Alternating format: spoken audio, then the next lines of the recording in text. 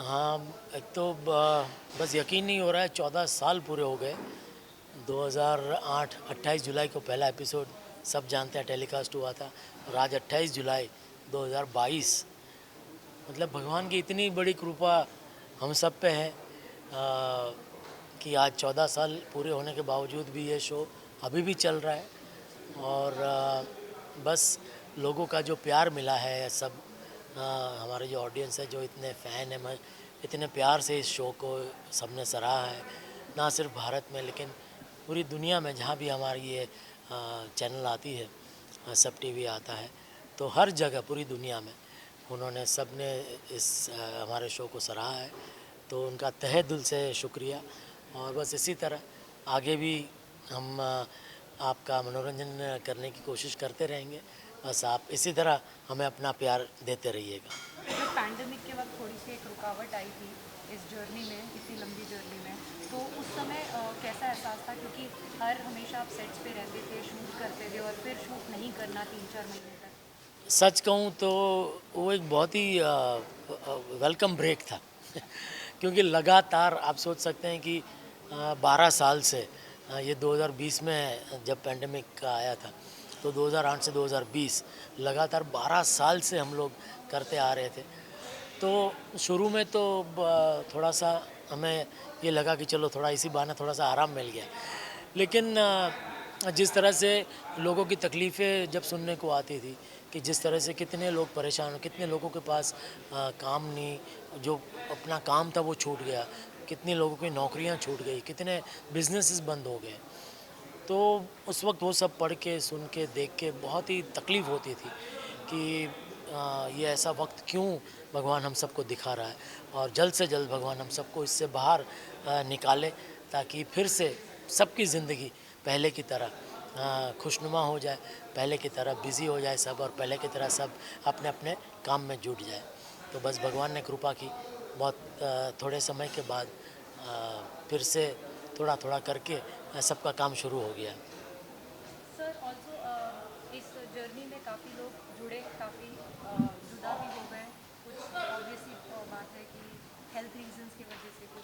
तो आज ऐसे मौके पर जब सेलिब्रेशन का मौका आता है वो कितने याद आते हैं? जैसे नट्टू काका हो गए, डॉक्टर राठी हो गए। सवाल ही नहीं है, बिल्कुल। मतलब आज, सिर्फ आज ही नहीं, हम तो हर रोज़ याद करते हैं जो भी हमारे जितने घनश्याम भाई है या आज़ाद भाई है, हमारे मेकअप दादा आनंद दादा, वो भी गुज़र गए पेंडेमिक के पहले।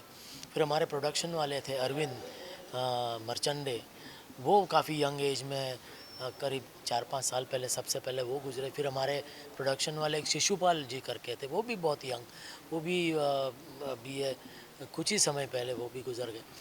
तो एक ये देखिए, हम 12 घंटे की शिफ्ट करते हैं रोज़ लगातार, तो एक हमारी फैमिली से ज़्यादा हमने यहाँ सेट पे यह फैमिली के साथ समय बिताया है, तो ये भी हमारी अपनी एक फैमिली है। तो जब फैमिली का कोई सदस्य ऐसे जाता है, जो छूट जाता है, तो दुख तो बहुत होता है डेफिनेटली, और ऐसे मौके पे तो वो ख़ास याद आते हैं, मिस करते हैं कि आज वो हमारे साथ होते तो बहुत मज़ा आता। कारवां में बोल सकता हूँ 2008 से लेके 2022। ये एक्चुअली आप खुद सोच सकते हैं कि आप किसी शो में आप काम करते हो, मान लो आज 2022 है, 28 जुलाई 2022 मैंने एक शो में काम करना शुरू किया, पता चला कि 2036 में भी मैं वही शो कर रहा हूँ।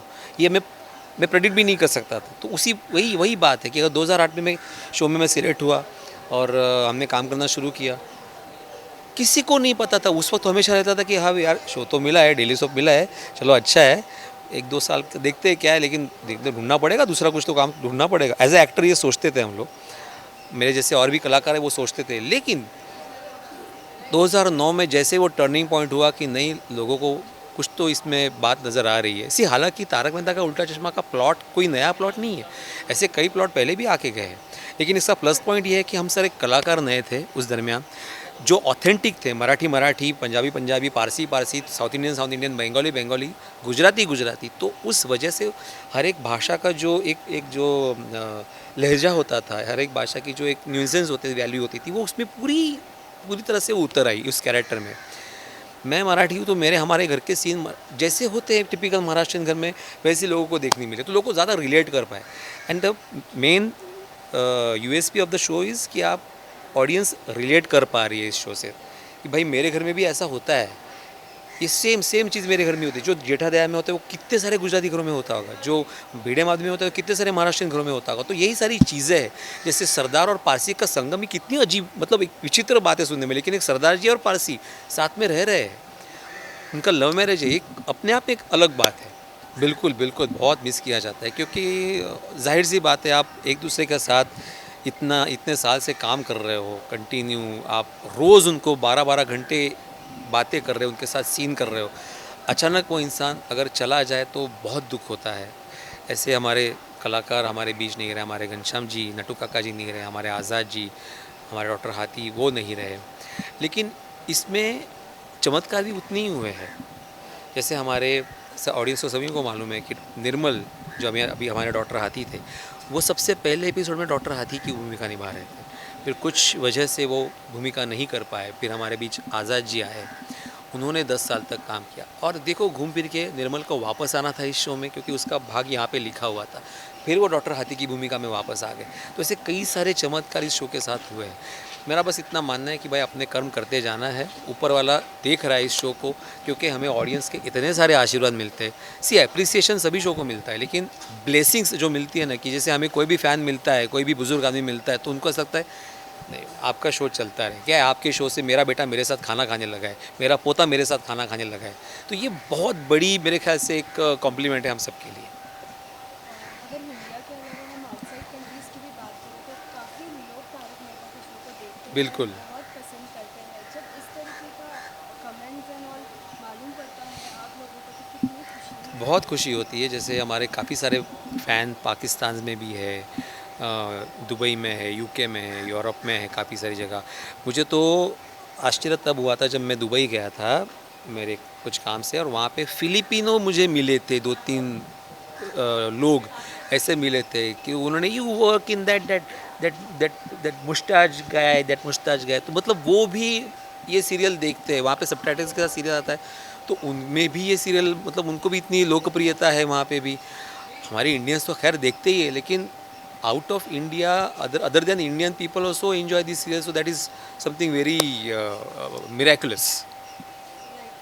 एज वेल एज आपके जो कमेंट्स होते थे, लाइक हमेशा से आप बोलते थे टप्पू बस कर भाई, बस कर, फिर सकाराम जो आपने बहुत ज़्यादा करी, लाइक कितना ये सब यादगार सब चीज़ें याद करें। इसी देखो ना, वो भी कैरेक्टर बन गए, पोपटलाल की छतरी एक कैरेक्टर बन गया, मेरा सखाराम एक कैरेक्टर बन गया, क्योंकि भिड़े एक आम मिडिल क्लास इंसान है, उसकी कुछ वैल्यूज़ है।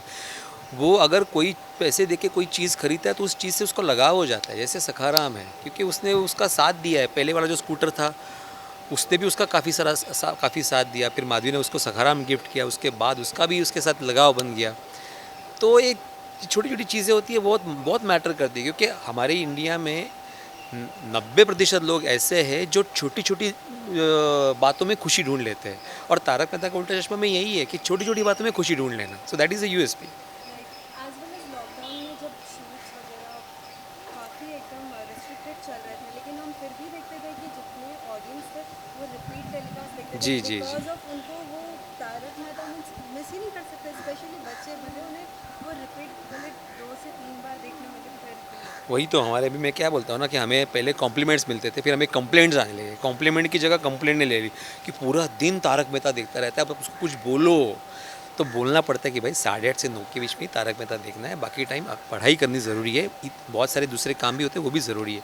So this is the magic of the show, कि आज मैं भी अगर मुझे टाइम मिलता है, वक्त मिलता है, तो मैं पुराने एपिसोड देख के अपने आप को थोड़ा सा चार्ज अप कर लेता हूँ, क्योंकि उसमें भी एक अलग मज़ा था। क्योंकि see Tarak Mehta is a way of life now, आप उसको सीरियल नहीं बोल सकते, क्योंकि तारक मेहता एक लाइफ के साथ चल रहा है। 2008 में जो तारक मेहता था वो भी 2022 में नहीं हो सकता, क्योंकि ऑब्वियसली 2008 में जो सिचुएशन थी वो 2022 में नहीं होगी, वो अलग होगी, तो उस हिसाब से आगे जाना पड़ेगा। सभी फैन से इतना ही एक रिक्वेस्ट है, विनती है कि जैसा 14 साल से आपने प्यार दिया है, आगे भी जब तक ऊपर वाले की मर्ज़ी है हम लोग ये शो चलाते रहेंगे, जब तक आपका प्यार मिलता रहेगा हम लोग ये शो चलाते रहेंगे, बस प्यार मिलता रहे।